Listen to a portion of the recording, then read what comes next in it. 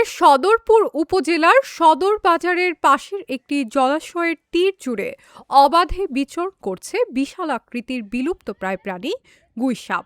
40 থেকে 80 কেজি ওজনের প্রায় 2 শতাধিক গুইসাপের বসবাস এখন এই এলাকায়, যা সময়ের সঙ্গে সঙ্গে স্থানীয়দের কাছে বাজারের এক অবিচ্ছেদ্য অংশে পরিণত হয়েছে। সরেজমিনে দেখা যায় বাজার সংলগ্ন খালের তীর জুড়ে সারাদিন দলবদ্ধভাবে ঘুরে বেড়াচ্ছে বিশাল আকৃতির গুইসাপগুলো। বাজারের দোকান থেকে ফেলে দেওয়া পচা মাছ, মরা মুরগি, এমনকি জবাই করা গরুর হাড় ও ভুঁড়ি তাদের প্রধান খাদ্য।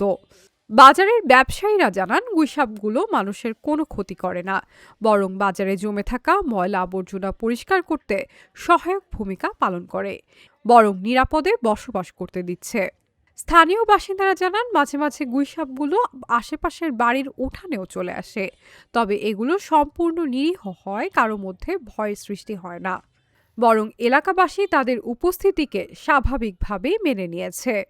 এ বিষয়ে সদরপুর উপজেলা প্রাণী সম্পদ কর্মকর্তা সব্যসাচী মজুমদার বলেন, গুইসাপ মানুষের জন্য ক্ষতিকর না, এদের সাপের মতো বিষ নেই, তবে এদের শরীরে ব্যাকটেরিয়া থাকায় যদি কাউকে কামড় বা লেজ দিয়ে আঘাত করে সেই স্থানে ইনফেকশন হতে পারে।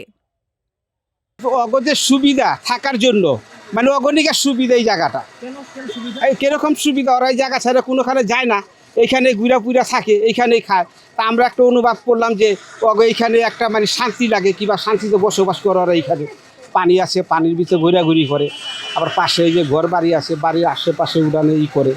এমনকি আমার নিজের পাখির ঘরের মধ্যে রাত্রিবেলা 2-1টা ঘুমায়, এরকম দেখি। ওরা টানে ওঠে না, ওই পর্যন্তই থাকে, ওই জায়গায় ঘুমায়, ওখান থেকে ঘুমাইয়ে ওখান থেকে আবার পানির ভিতর চলে যায়, আর ওরা টানে আর উঠে না, আর ভয়ও পায় না। ঘুরেল আমাদের বাড়িতে আসে, আমাদের উঠানে আসে, ঘুরেল আমাদের কিছু বলেও না, আমরা ঘুরেদের কিছু বলে না, আমরা ঘুরেল আমাদের কামড় দেয় না, আমরা ভয়ও পাই না। এখানে অনেক ডাইনোসর আছে, এখানে মানুষের কোনো ক্ষতি করে না, এবং এই উপরে উঠে দেখা যায় অনেক কিছু, অনেকগুলো আসে। এখানে যে আশেপাশে বাড়ি ঘর আছে, বাজার সাইডে যে মরাঠরা মুরগি মাছ এগুলো ফালায় এসব খায় ডাইনোসর।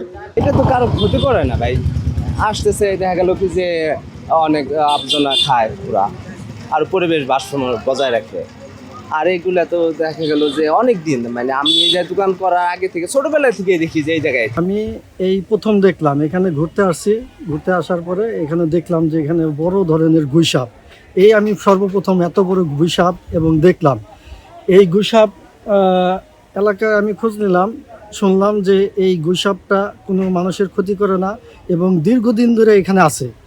এখানে প্রায় আপনার 200-250 পিস ঘরে লবে, অথবা দেখা গেছে একটা আপনার 10 কেজি থেকে প্রায় 1 মণ, 1.5 মণ পর্যন্ত আছে আর কি, বুঝছেন। তবে এই জায়গাটা এইভাবে নোংরাভাবে রয়েছে দীর্ঘদিন, প্রায় 30 বছর ধরে, মানে এটা পরিচালনা করে না সরকারের পক্ষ থেকে অথবা পাবলিক করে না, এটাই ভাবিয়ে রয়েছে আর কি।